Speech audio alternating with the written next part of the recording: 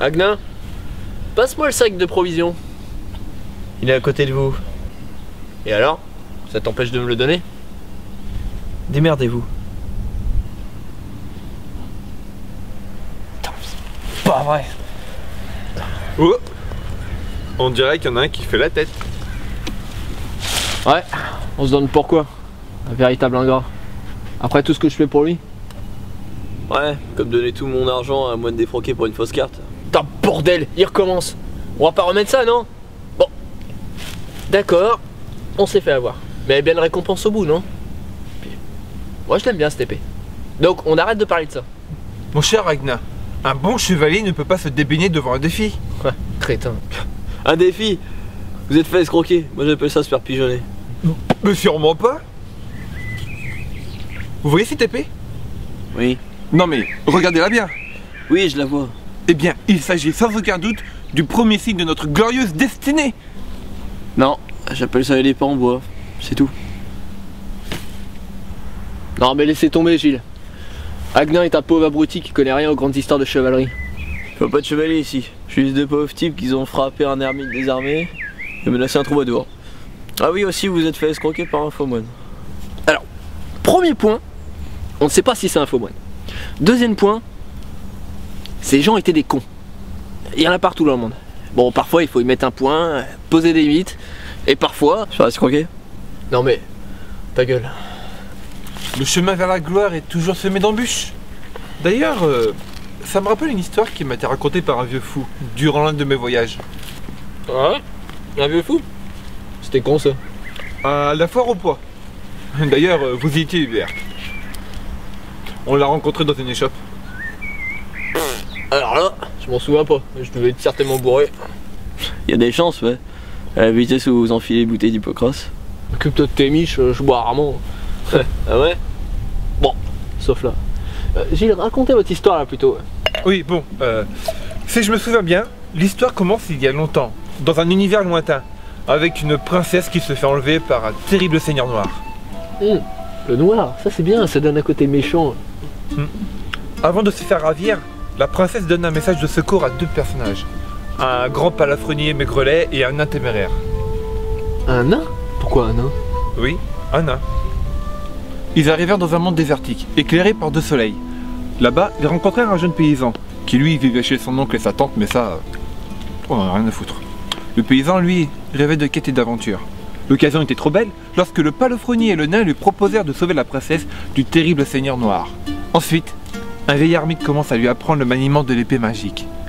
Ils recrutèrent aussi un bandit pour les aider dans leur quête. Ensemble, ils s'unissent tous dans la force, délivrèrent la princesse et mettent en déroute le terrible seigneur des ténèbres. C'est tout? Oui. Enfin, l'histoire continue, mais je m'en souviens plus. Ils se battent contre le royaume du Seigneur Noir avec une bande de petits oursons. Puis après, j'ai perdu le fil quand le vieux fou a commencé à perdre les pédales avec les origines des personnages. Enfin, tout ça.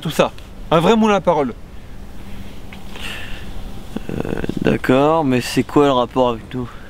Les individus, certes, rencontrent des obstacles communs et des personnes peu ordinaires, mais chacune de leurs rencontres est un pas de plus vers quelque chose de plus grand. Ouais. Moi je trouve votre histoire assez emmerdante. Ah voyons. Un bouseux qui sauve une princesse d'un méchant seigneur noir. Vu revu votre compte.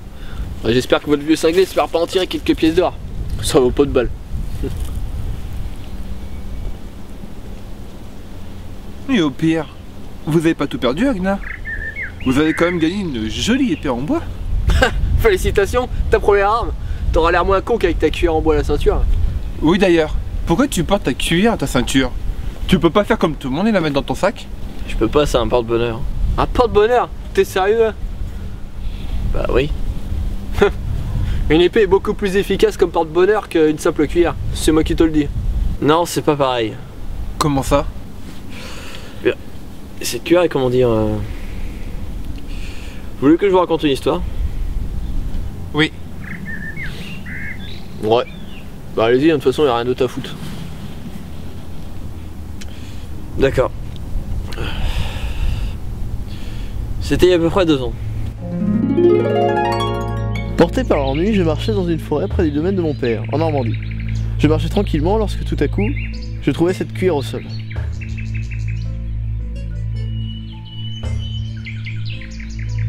Je voulus reprendre mon chemin, malheureusement un bandiborgne surgit subitement devant moi. Un bandiborgne? Comme celui de la chanson? Oui, le célèbre bandiborgne. Il se tenait devant moi. Il me menaça de son épée et m'ordonna de m'arrêter. Je vous ordonne de vous arrêter. Le bandiborgne? Mais qu'est-ce qu'il foutait là? Je croyais qu'il n'existait pas, moi. Si, il existe. Après, ce qu'il foutait là, je sais pas, hein. C'est sans doute paumé. Bon, je reprends. Il me menaça avec sa masse. Il ne vous menaçait pas avec une épée? Ah oui, pardon, avec son épée. Il me dit d'une voix forte: Genou à terre, jeune noblio, et donnez-moi votre or. Puis il ria d'une voix diabolique. Non, plus diabolique que ça.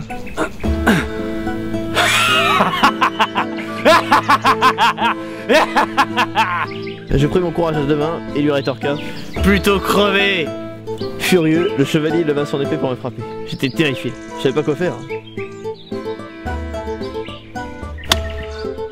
C'est alors qu'un miracle se produisit. La cuillère arrêta net l'épée du bandiborgne.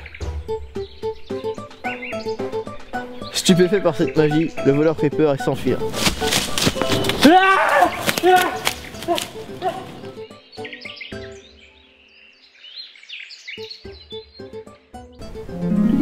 Attends. Tu essaies de nous faire croire que ta cuillère est magique? Je vais vous raconter une histoire.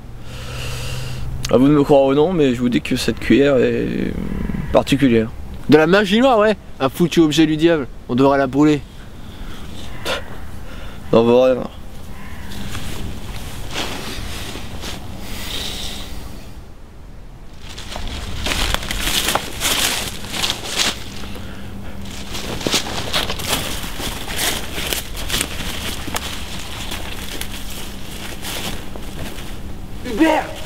Hubert! Mais qu'est-ce que vous foutez ici? Mais fermez-la, venez.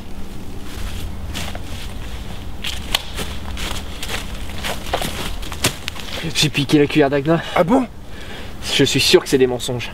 Une cuillère peut pas arrêter une épée. C'est ridicule. Oui, je pense pareil. Ce petit salopard essaye de nous duper. Après, il n'y a qu'une seule façon de connaître la vérité. Hein? Ouais, vous m'avez compris, Gilles. Prenez votre épée et frappez-moi avec. Quoi? Mais vous êtes malade? Mais non, réfléchissez. Si la cuillère est magique, elle arrêtera forcément le coup. Et si elle était pas? On vérifie. Oui, vous avez raison. Vous êtes prêts, hein? Ouais, balancez toutes vos forces. Prêts? Vous êtes sûr, hein? Ouais. Ah, bordel! Ah!